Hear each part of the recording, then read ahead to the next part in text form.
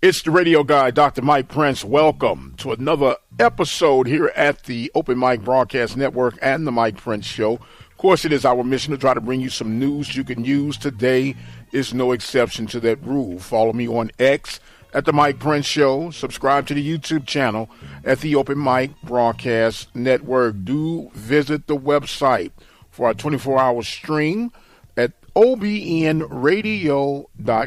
With all that being established, let us jump right into today's episode. We know that there won't be any major changes between now and Christmas, which will be Monday. So therefore, the Fred McNair situation and circumstances in connection with Texas Southern University will be put on hold. There won't be any unwrapping of Mr. McNair under the Texas Southern trees, at least as we have it right now.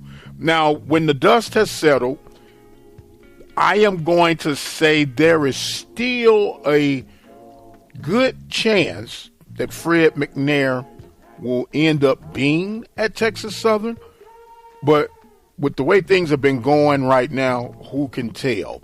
But as we mentioned, you're kicking the tires with an Andre Johnson and Ed Reed to see what could possibly happen.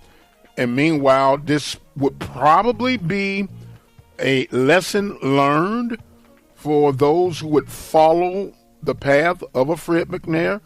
And it's simply this, always make sure that the I's are dotted, the T's are crossed, and more importantly, that the contract is signed before you make moves that could end up being regrettable moves if you don't have everything lined up. But meanwhile, I'm still, if I were a gambling man, and you all know I do not gamble, I'm thinking that if I had to go on a scale of 1 to 10, 10 being the greatest number, Fred McNair would be at a 6 of being the next coach for Texas Southern. So we'll keep a monitor on that. Meanwhile, the numbers are in for the Celebration Bowl TV ratings on the ESPN network.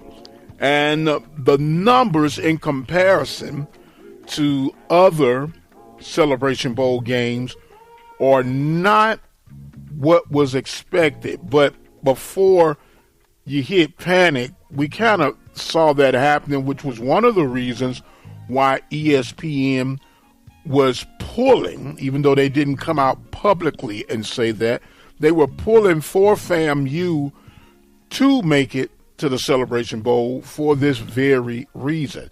We knew that although Howard had an outstanding season, that Howard was not knocking down the attendance records when it comes to viewerships and actual people coming to games. And between Prairie View and FAMU, who could represent the Southwestern Athletic Conference, between the two, FAMU was definitely the executive's choice. So they got that part of the equation for the numbers that they do have, even though the numbers are reported the lowest since the start of the Celebration Bowl in 2015. Now, it had a rating of 0.9 with the rating, and then an actual number of 1.5 million viewers. Now, 1.5 million viewers, if you've heard these reports before, have been, hey, these were some great numbers, some good numbers, but depending on the particular sport, which is not a very bad number for the Celebration Bowl. But when you compare the numbers of past Celebration Bowls, it has taken a significant dip. Now, I believe it was Grambling, North Carolina Central, that had the most ratings, and it was over 2-point-some-odd million viewers. And it had a TV rating of somewhere in the neighborhood of like 1 1.8, 1.9, somewhere around there, but some strong numbers. So when you compare the apples to apples, it looked like that this is on the decline.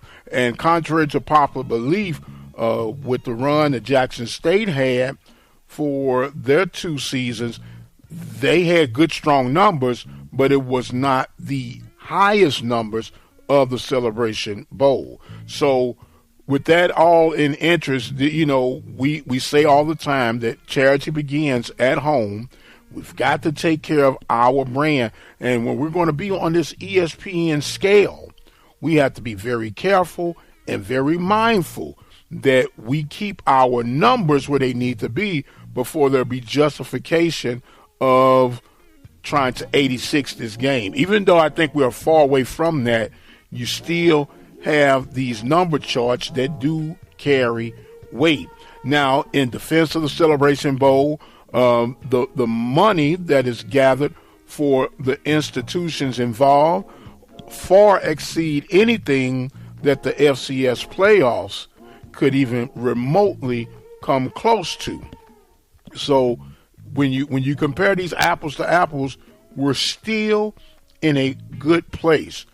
But we don't want to become complacent, lackluster in our attendance of the event.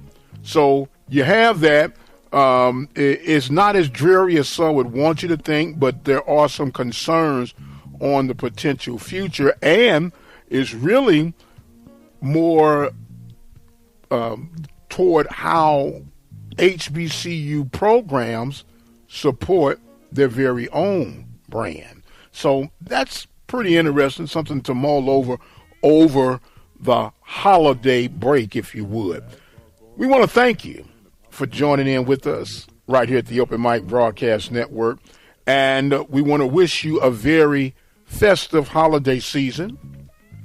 Hopefully, you, the family, and loved ones will be able to gather around and be able to reflect on the reason for the season and whatever else that you do this time of year, if it is not celebrating what most would take advantage of, celebrating this reason for the season. So with all that being said, on behalf of the entire body of the Open Mic Broadcast Network, I am the radio guy, Dr. Mike Prince. Want to wish you all a very, very, very Merry Christmas. We will see you, at least hear from each other, before the new year, hopefully. And you all have a fantastic rest of your day. I am going to exit stage left for right now. I am the radio guy, Dr. Mike Prince. Do follow me on X at The Mike Prince Show. Subscribe to that YouTube channel at the Open Mic Broadcast Network. Click the like button. Help spread the love and our growth throughout our digital platform. And until the next time, you guys be blessed, and we'll see you on the other side.